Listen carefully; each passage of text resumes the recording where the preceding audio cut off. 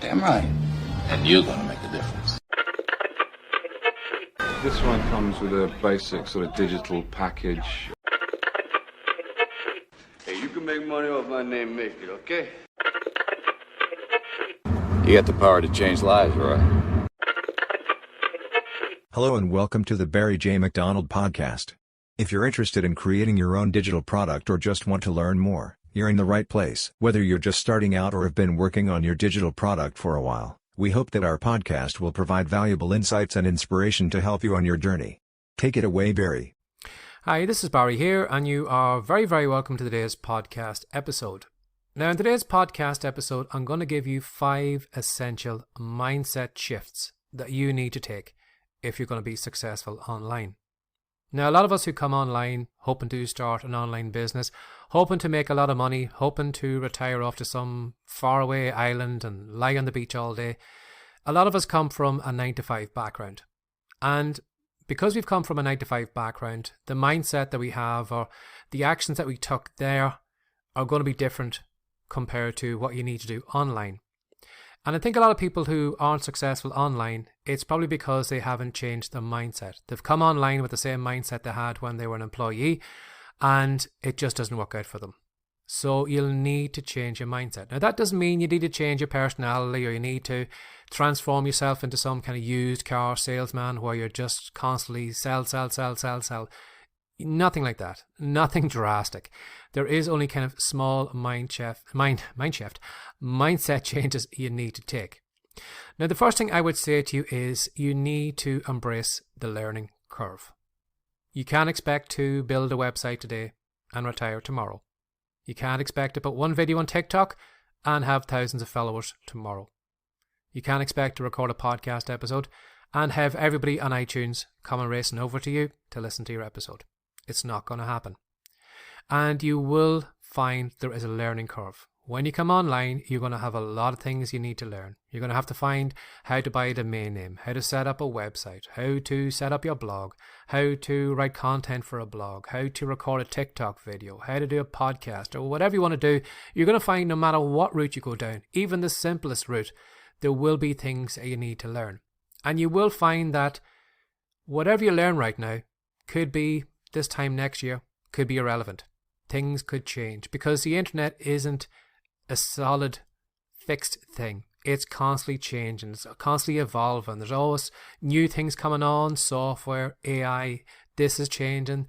That marketing tip last year doesn't work now, or you need to write your blog post a certain way because people have less of an attention span. Things change all the time. So you need to embrace the learning curve. You need to remember that every day is going to be something new you're going to learn. And from all the years I've been online, even though I have a lot of knowledge, you could drop me right now. I could buy domain names, set up a website, I could do a podcast, I could do this or that. I know there's still things I need to learn, and things that I have done in the past aren't relevant anymore. So you need to embrace the learning curve. You can't expect to know it all in 2 weeks' time. You might know enough to do a certain amount of steps, but if you want to take your business further, or if you want to branch out in different areas or different platforms or different formats, you're going to have to remember that there's things you're going to learn, you're going to need to learn to get there. So if you are someone who maybe isn't very fond of learning, well, it mightn't work out for you, unfortunately. But you need to remember and embrace the learning curve. Now, the next thing you need to focus on is focus on providing value. Again, a lot of us coming online, working 9-to-5 jobs, probably have only provided a certain amount of value to our customers or whatever, our boss or whatever, because of the level of our wage. You know, we might have seen ourselves as only someone who is, worth maybe $20 an hour. So we feel, well, if I'm giving my boss $20 or he's paying me $20 an hour, I'm only going to give him $20 of my value. I'm just going to do enough and no more. I'm going to show up, I'm going to go through the motions, but I'm not going to go out of my way for that customer, or I'm not going to, help this person do this, or I'm not going to do any of that. I'm just going to do the bare minimum.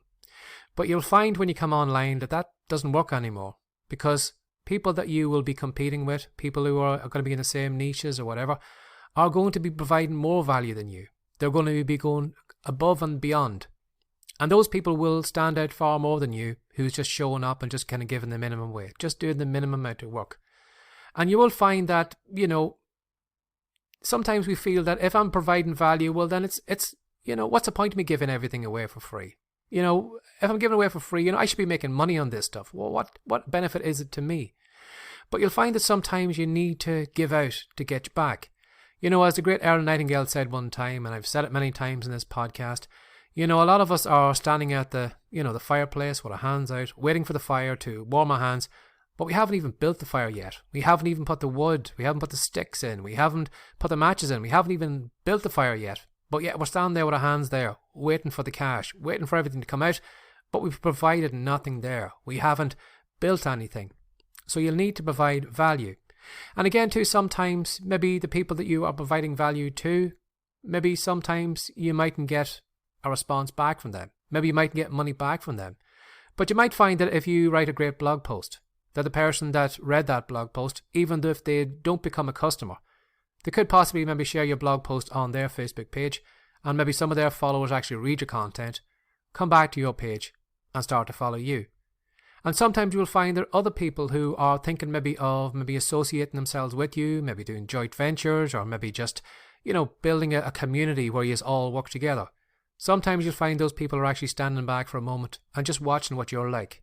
Thinking to themselves, well, do I want my name and my business associated with that person? And sometimes if they, watch over a period of time, they, find, well, this is the kind of person I want to, have associated with, because this seems like a person who is genuine, who looks like they are trying to help people, they're giving a great value, and I want to be with that person. And sometimes karma comes into it as well too. Sometimes if you give good things out, good things come back to you. Again, maybe not through the people that you would expect it to come through, but sometimes, it can come in a different way. Some path you've never seen before. So you need to focus on providing value, to get attention, but to show that you're not just in it for the money. Because, while the money is great, sometimes some people just kind of burn their customers as quickly as they get them, because they just grab the cash, disappear, the person doesn't get the download page, doesn't get the product, and can't track them down, and PayPal can't get the money back, and it's lost, and they've burnt that customer. But if you provide value, it means that I've got a customer today, I've got the same customer next week, I've got the same customer probably 10 years from now, as long as I'm treating them well and as long as I'm providing great value to them. And again, too, whatever product you're creating, you should be providing far more value in your product than the price you're actually charging for it. Now, the next thing I would say to you is you need to cultivate persistence and patience. Again, going back to the learning curve. There's a lot of things you're going to learn. You need to be persistent. You need to remember that it's going to be a long slog, that you can't just build your website today and retire tomorrow. That it's going to take time for people to find your blog, to find your videos, to find your products, to listen to your podcast. It's like a snowball, a tiny little snowball rolling down the hillside, and eventually it will gather speed. It will grow. And sometimes the biggest kind of growth is at the bottom of the mountain.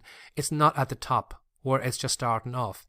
And it's like, as I said before in this podcast, it's like pushing a car. The greatest amount of effort you will put in right now is pushing a business forward, just getting the wheels turning. And eventually you'll find that when you do actually get the wheels going, when the speed starts to build up, you'll find it's a lot easier. You don't need to put as much effort in, and your business just flies away on its own.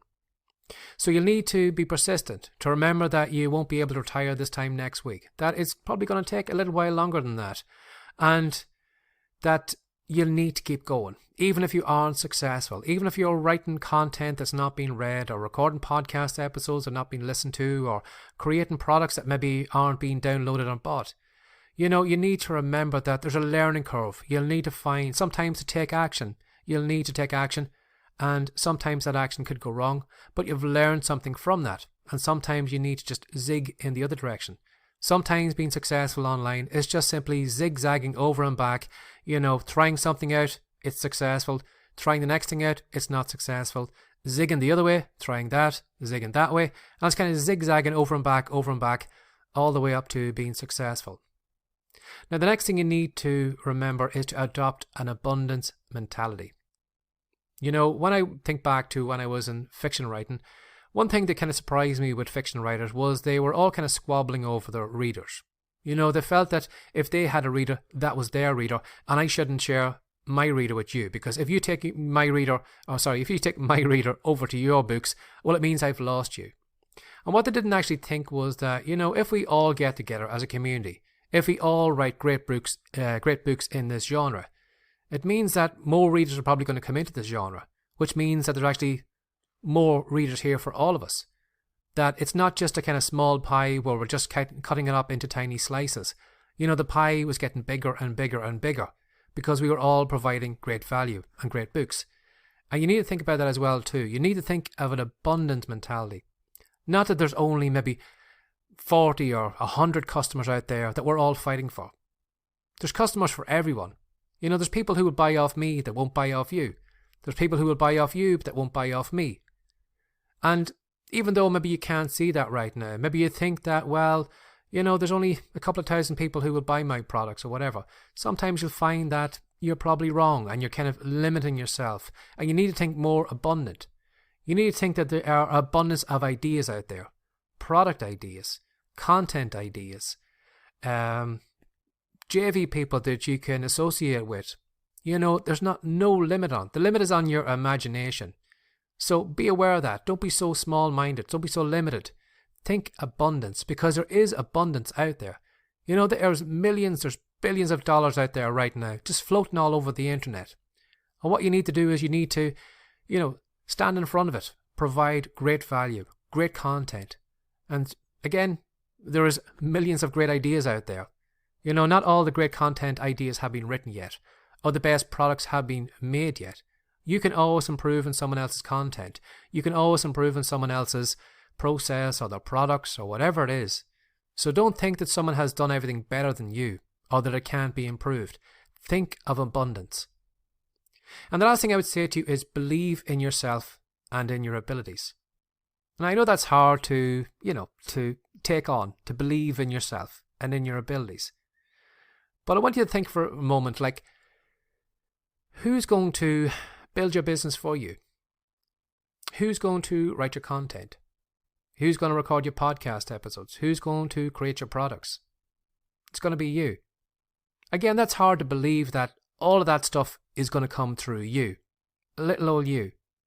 Again, going back to my fiction days, I found it hard to believe myself that I could write fiction books. And when I wrote my first fiction book and had it published, it blew me away. Barry, suddenly, last year, wasn't a writer. This year, he's a writer. Now, there was no difference between me the year before and the year now. It was the same me. There was no difference about me. Okay, I had more confidence in myself because I'd written that book. Well, I knew how to write a book and I'd published it. So I see myself as a writer. But I didn't develop any superpowers. There was no asteroid fell out of the sky and gave me the power of being a writer, or, I didn't pick up a magic lamp and give it a rub and a genie said to me, Barry, you're going to be a writer from today onwards. That writing ability was already in me. I just didn't believe in myself. I didn't think that was in me. And the only way I actually got that out of me was to say to myself, well, Barry, let's just write a book, see what happens. And sometimes that can be, a great way to start doing something, is just saying, what the hell? Let's see what happens. Let's just give it a go. Let's just throw some mud at the wall and see what happens. Again, the podcast episode here. That was simply just something I had said, well, let's give it a go. I've never done a podcast before. I've always wanted to do a podcast. What the hell? Let's just throw it at the wall and see what happens. And again, no superpowers, no bionic abilities. No, nothing was given to me to make me a podcaster. That ability was already in me. And that's what I say to you too as well, that even if you don't believe in yourself, even if you don't see yourself as a podcaster or as someone who can create digital products or whatever, it's already in you.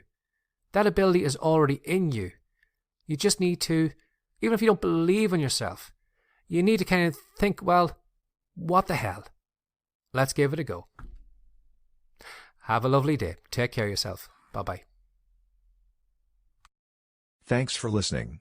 If you're interested in learning more about how to create your own profitable digital course from scratch, we have a special report that we know you'll love. To pick up your copy of Piggyback Profits, How to Make Your First Profitable Course, go to writecom.com now. We'll see you in the next episode.